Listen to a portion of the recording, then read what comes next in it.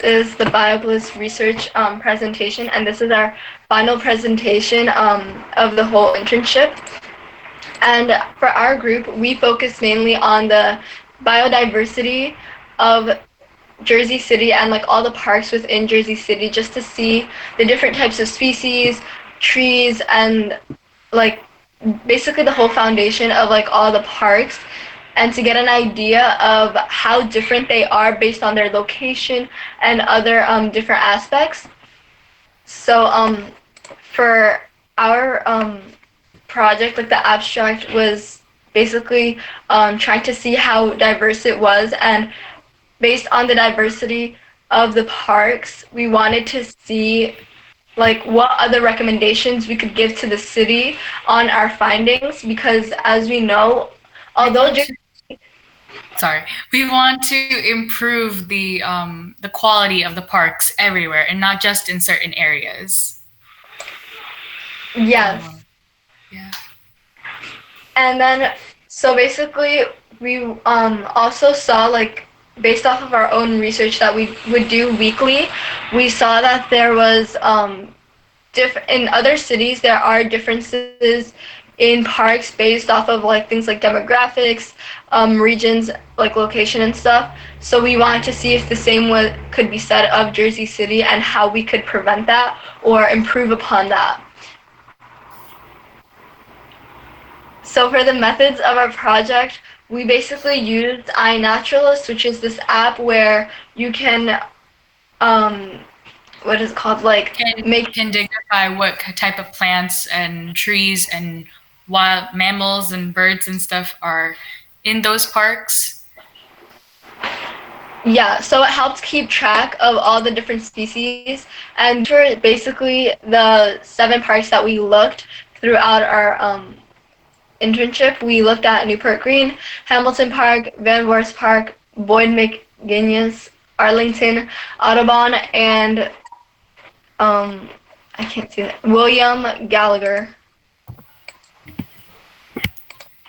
So you could see here, oh no, you could see here that they are all in basically in different wards, which are like their own like little locations, and are also various different sizes. With being the biggest park, Hamilton, 5.57 acres, and the smallest park being William Gallagher Park, which is 8.8.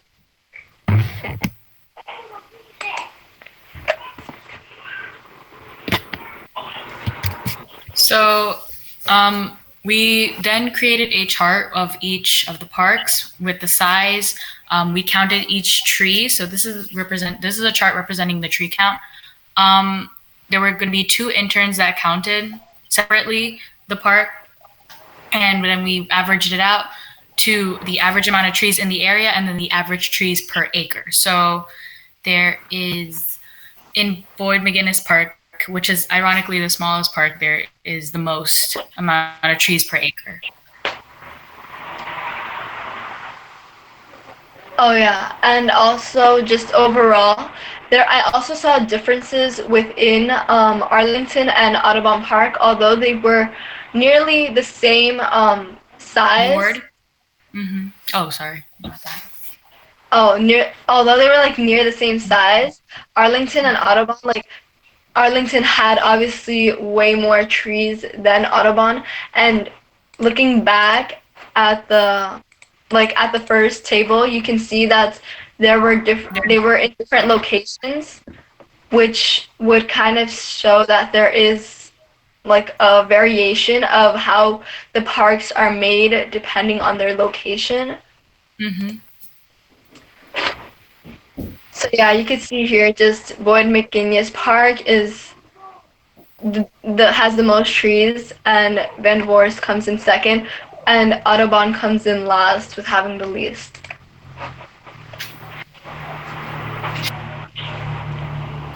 So this is the species chart we have for Arlington Park. We have the wild carrot. We have stuff like the wild carrot and the silver maple tree and black lotus tree. Yeah, and then you can just see like the amount, our like charts wanted to mainly focus on the number of species that are in each park. So in Arlington, there are 22 species. Look at one time, yeah. And then for Audubon, there were 6 species. McBoyd, Boyd McGuinness, there was 11. Hamilton had 19, and Newport had 16, and then the last one had 6. Oh, and Van Voorst obviously had 26, which was the most. So you can see here, Van Voorst like obviously overpopulated, like one in having the most types of species, and then Audubon had also the least number of species, which was strange because Audubon is not the smallest like sized park, yet still has the least number of trees and the least number of species types. Yes. So here was just a chart of the overall demographics of the park. So you can see like mainly all of them had like the greatest population was white, like the white percentage was the greatest in all of the parks except for William Gallagher and Audubon Park. Those had greater black percentages, and to me, based off of like the research we were looking into from other studies, they did say that white parks would most likely have like the greatest sized parks, like the largest parks, and also just like have more diversity and like species within the parks. And Audubon, as we pointed out, had the least number of trees and the least number of species types. And it turns out to be a majority black population, it like surrounding those parks, which shows kind of the an aspect of like the integrated racism within, like obviously this probably wasn't like planned, like they purposely wanted this to happen, but because of like our current system, especially here in America, you can see how it affects like things as basic as parks, which are very like essential parts, as simple as it may be.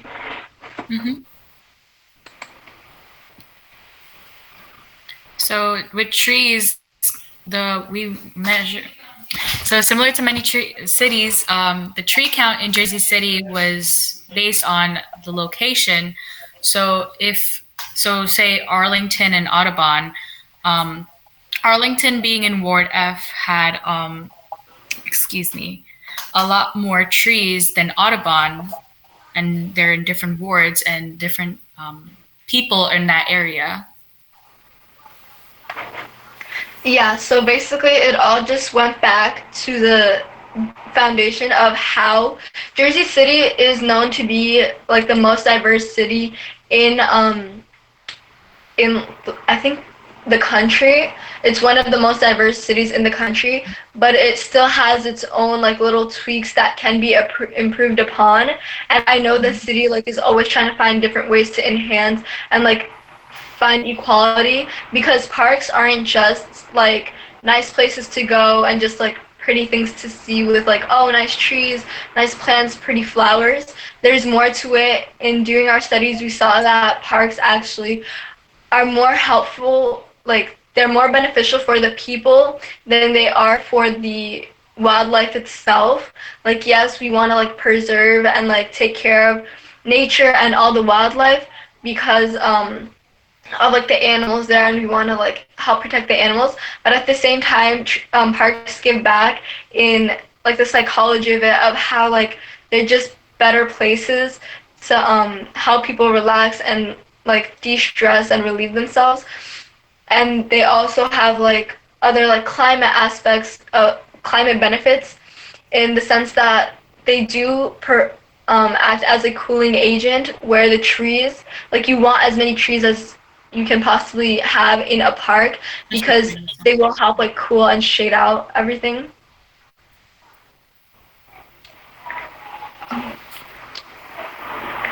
Okay.